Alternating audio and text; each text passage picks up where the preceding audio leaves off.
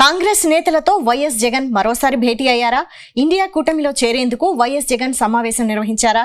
Yelahanka palace లో కాంగ్రెస్ నేతలకు జగన్ విందు ఎందుకిచ్చారు? ఒకవేళ జగన్ ఇండియా కూటమిలో చేరితే షర్మిల ఎలాంటి నిర్ణయం తీసుకోబోతున్నారు?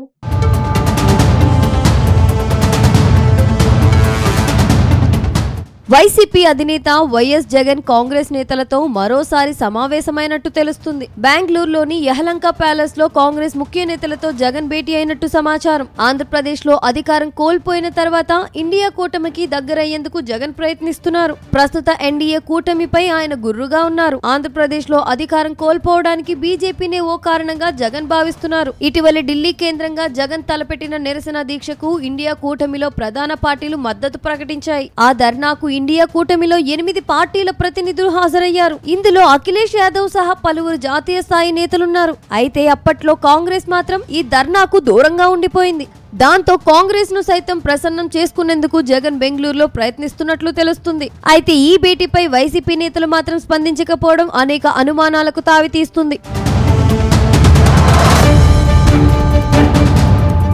ఆంధ్రప్రదేశ్ లో వైసీపీ అధికారం కోల్పోయాక జగన్ బెంగళూరులోనే ఎక్కువగా ఉంటున్నారు. ఏపీ రాజకీయాల్ని అక్కడి నుంచే డీల్ చేస్తున్నారు. రాష్ట్ర పర్యటనకు వస్తున్నా వెంటనే బెంగళూరుకు వెళ్లిపోతున్నారు. ఇటీవల కర్ణాటక డిప్యూటీ సీఎం తోనూ జగన్ భేటీ అయినట్టు ప్రచారం జరుగుతుంది. తాజాగా మరోసారి కాంగ్రెస్ నేతలతో భేటీ కావడం చర్చనీయాంశంగా మారింది. వాస్తవానికి కేంద్ర బీజేపీ నుంచి జగన్ కు ఆశించిన స్థాయిలో మద్దతు దొరకడం లేదు. అందుకే ఆయన ఇండియా కూటమికి దగ్గరయ్యేందుకు ప్రయత్నిస్తున్నట్టు సమాచారం. మరోవైపు అక్రమాస్తుల కేసులో అరెస్టు జరిగితే బీజేపీ నుంచి మద్దతు లభించే అవకాశం లేదట. అందుకే ఆయన కాంగ్రెస్ కు దగ్గరవ్వాలని అనుకుంటున్నట్టు తాడేపల్లి వర్గాలు చెబుతున్నాయి. ఇందులో భాగంగానే ఆ పార్టీ ఎంపీ రాహుల్ గాంధీపై ప్రశంసలు కురిపించడం ఆసక్తిగా మారింది.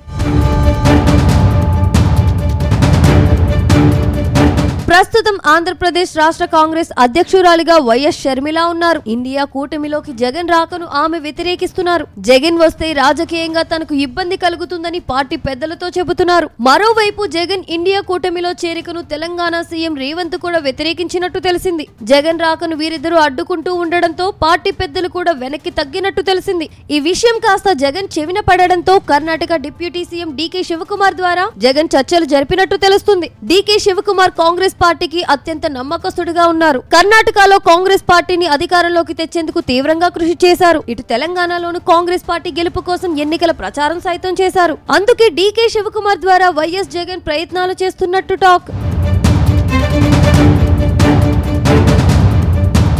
మొత్తంగా వైఎస్ జగన్ చర్చలు తొలి దశలోనే ఉన్నట్టు తెలిసింది. ఒకవేళ జగన్ చేరికను హైకమాండ్ పెద్దలు ఆమోదిస్తే సోదరి షర్మిల ఎలా స్పందిస్తారో అనేది చూడాల్సి ఉంది. అయితే జగన్ ఇండియా కూటమిలో చేరే విషయంలో వైఎస్ షర్మిలకు పార్టీ పెద్దలు బుజ్జగిస్తున్నట్టు సమాచారం. షర్మిలకు ఎలాంటి ఇబ్బందులు లేకుండా చూస్తామని హామీ ఇచ్చినట్టు తెలుస్తుంది. ఇదే సమయంలో కాంగ్రెస్ పెద్దల పార్టీ నేతల నుంచి కూడా అభిప్రాయాలు సైతం స్వీకరిస్తున్నట్టు ప్రచారం జరుగుతుంది. చూడాలి మరి కాంగ్రెస్ నేతలతో జగన్ చర్చలు ఎక్కడి వరకు వెళ్తాయో.